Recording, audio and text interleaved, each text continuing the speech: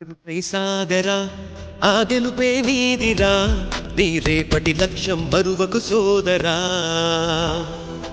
Municipal commissioner గారికి, అలాగే market chairman Lakshmi Rao గారికి, వైద్య రమేష్ వాల్మీకి ఫెడరేషన్ డైరెక్టర్ గారికి, అలాగే అందరికీ ముఖ్యంగా కౌన్సిల్ సభ్యులందరికీ పేరు పేరు నమస్కారాలు తెలియజేస్తున్నాం.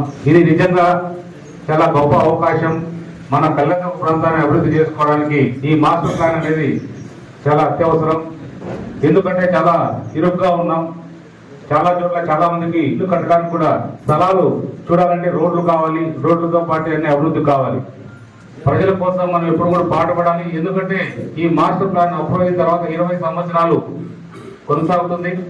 చిన్న చిన్న మార్పులు ఏదైనా పడే చేసుకుందాం. చాలా వెనుకబడిన ప్రాంతం, చాలా వాళ్ళు కూడా చాలా బాగుండాలని ప్రతి ఒక్కరు కూడా కోరుకుంటున్నారు.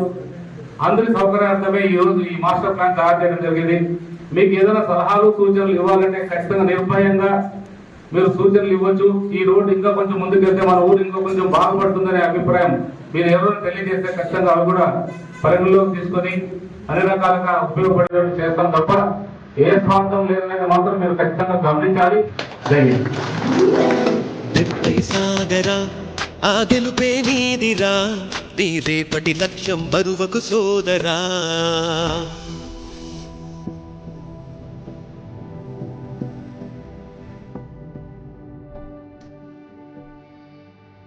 ఇది ఒక మంచి అవకాశం.